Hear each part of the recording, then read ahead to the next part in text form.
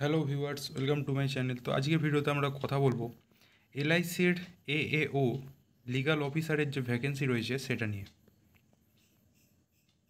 তো অন্যান্য পোস্টের পাশাপাশি এএও লিগ্যাল অফিসারের যে পোস্টটা সেটা 30টা ভ্যাকেন্সি রয়েছে, যার মধ্যে 14টা ইউআর মানে আনরিজার্ভড, ইডাব্লিউএস 3টে, ওবিসি 7টা, এসটি 2টো, এসসি 4টে। এবার আমি অন্যান্য তথ্য যেগুলো রয়েছে সেগুলো নিয়ে কথা বলবো। তো ফর্ম ফিল আপ স্টার্ট হবে 16/8/2025 থেকে, আর লাস্ট ডেট হচ্ছে 8/9/2025।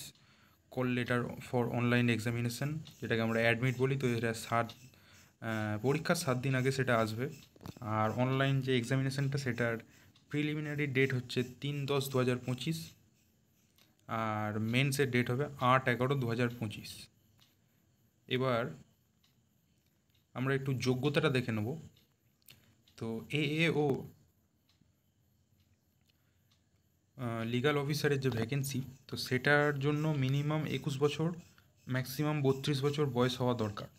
এবার আমি এই জিনিসটা বুঝতে পারছি না, একজন ল গ্র্যাজুয়েট কীভাবে 21 বছর বয়সে ল পাস করে এই এক্সামটার জন্য বসবে। এবং তার পাশাপাশি আরও কিছু ক্রাইটেরিয়া রয়েছে, যেমন আপনাকে গ্র্যাজুয়েশানে মানে লয়ের গ্র্যাজুয়েশানে আপনাকে 50% মার্কস পেতে হবে।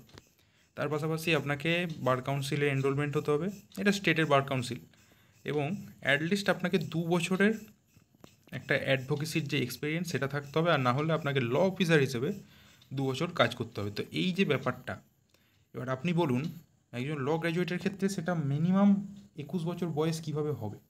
যাই হোক, সেটা তাদের চিন্তাভাবনা। দেখুন, বেসিক পে রয়েছে 88,635 মতো, যেটা খুব ভালো একটা পেমেন্ট, এবং সব মিলিয়ে আপনি 1,26,000 টাকা পার মান্থ পেয়ে যাবেন, যেটা খুবই ভালো একটা স্যালারি। এবং সব কিছু গ্যারেন্টি বন্ড আপনার, তারপর প্রোবেশন পিরিয়ড, এইসব তো চলবেই। তো আর গ্যারেন্টি বন্ড মানে আপনি যদি চাকরি পান তাহলে আপনাকে 4 ইয়ার্স এটা হয়ে কাজ করতেই হবে, যদি না করেন তাহলে আপনাকে 5 লাখ টাকা ফাইন দিতে হবে। তো এই ধরনের ব্যাপার স্যাপার রয়েছে। আর তার সঙ্গে রয়েছে সিলেকশানের প্রসিডিওর। তো ফার্স্টে তো আপনার প্রিলিমস এক্সামটা হবে, এবং তারপরে মেন্স হবে, এবং মেন্স আর যে ইন্টারভিউ এটার নাম্বারের ওপর আপনার কিন্তু সিলেকশানটা হবে। এবার দেখুন কীরকম কী সিলেবাস থাকবে সেটা একটু বলে দিই। তো দেখুন, লেখা আছে phase 1 preliminary exam for recruitment of AAO legal. তো এটার জন্য রয়েছে প্রত্যেকটা ভুল অ্যান্সারের জন্য 1/4 নেগেটিভ মার্কিং, মানে 4টে ভুল গেলে 1 নাম্বার কাটা যাবে। এবার দেখুন, রিজনিং এবিলিটি 35টা কোশ্চেন, 35 মার্কস, হিন্দি বা ইংলিশ মিডিয়ামে আপনার এক্সাম হবে, এবং 20 মিনিটের মধ্যে আপনাকে করতে হবে রিজনিং। মানে এক্সাম দিতে যাবেন, 20 মিনিট শেষ হয়ে যাবে, রিজনিংয়ের টাইমও শেষ হয়ে যাবে, সঙ্গে সঙ্গে আপনাকে ইংলিশ দেবে। এবার ইংলিশটা আপনার 20 মিনিট রয়েছে, তারপরে 20 মিনিট শেষ হয়ে গেলে তারপর আপনাকে জেনারেল অ্যাওয়ারনেস দেবে, যেটা আবার 20 মিনিট শেষ হয়ে গেলে আপনার এক্সাম পুরোপুরি শেষ। তো এরকম নয় যে আপনি ইংরেজিটা তাড়াতাড়ি করে রিজনিংটাকে একটু বেশি টাইম দেবেন, এরকম কিছু হবে না। এবার কি, এই প্রিলিমসের নাম্বারটা পুরোপুরি রিজনিং আর ইংলিশের ওপর আসবে, জিএ জেনারেল অ্যাওয়ারনেসের ওপরে আপনার কোনো নাম্বার নেই। আপনাকে শুধু ওইটার মানে কাট অফটা ক্লিয়ার করতে হবে, কিন্তু আপনার যে অল ওভার কাট অফ, যেটাতে আপনার যে কাউন্ট হবে যে আপনি প্রিলিমস ক্লিয়ার করলেন কি না, তো সেটা হবে এই রিজনিং আর ইংলিশের ওপর 70 মার্কসের মধ্যে। এবং তারপরে রয়েছে মেন্স। তো মেন্সে আপনার রিজনিং এবিলিটি থাকবে 30 মার্কসের, যেটার জন্য 20 মিনিট টাইম, জেনারেল অ্যাওয়ারনেস থাকবে, তো এটার জন্য 10 মিনিট টাইম, এটা কিন্তু কাউন্ট হবে 20 marks 10 minute time. Professional knowledge মানে ল থেকে কোশ্চেন থাকবে 50টা কোশ্চেন, 100 মার্কসের, এটা 30 মিনিট টাইম দেবে আপনাকে। অন্যদের জন্য 50 পেতে হবে 100-র মধ্যে, কিন্তু এসসি এসটি বা পিডাব্লিউবিডি এদের জন্য 45 পেলেই হবে। তার সঙ্গে প্রফেশনাল নলেজ ডিসক্রিপটিভ পেপার, মানে বড় কোশ্চেন আসবে, যেরকম এলএলবি বা বিএলএলবির সেমিস্টারে আসে, তো ওইটাতে আপনার 4টে কোশ্চেনের অ্যান্সার করতে হবে, 6টা কোশ্চেন আপনাকে দেবে ওরা, 60 মিনিট টাইম থাকবে। এবং তারপরে একটা ইংলিশ ল্যাঙ্গুয়েজের একটা ডেসক্রিপটিভ পেপার হবে, যেটাতে communication skills, emails, reports, precis, analysis, এইসব নিয়ে একটা হবে, পরীক্ষা হবে।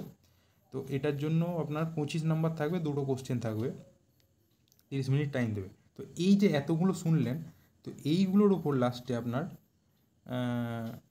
একটা কাট অফ তৈরি হবে। কিন্তু আরেকটা জিনিস, ইংলিশের যে পরীক্ষাটা হবে, মানে এই 5 নম্বরে যেটা রয়েছে, তো যেটাতে প্রেসি ফ্রেসি এইসব করতে হবে, তো এইটা পুরোপুরি শুধুমাত্র কোয়ালিফাইং ইন নেচার, মানে আপনাকে শুধু এইটার কাট অফটা ক্লিয়ার করতে হবে। এরকম নয় যে এইটার উপর আপনার মানে কাউন্ট হবে ফাইনাল মেরিট লিস্টটা, তো এরকম না, এটাতে শুধু আপনাকে পাস করতে হবে, যেটা আপনার কোয়ালিফাইং মার্কস এখানে যেমন 10 দেওয়া আছে, আর SC STদের জন্য 9, এটি হচ্ছে ব্যাপার।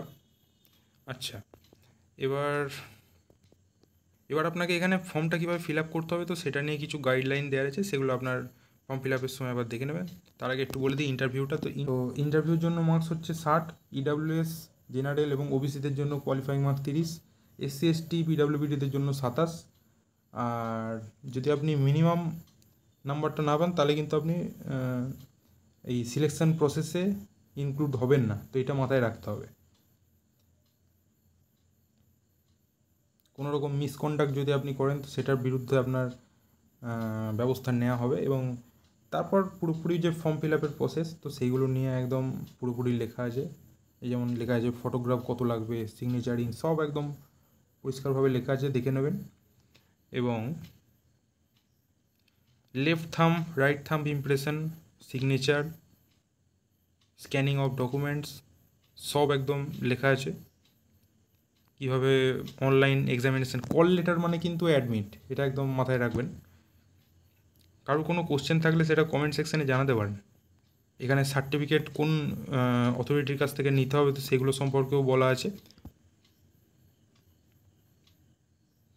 আচ্ছা, তো এই ছিল নোটিফিকেশান।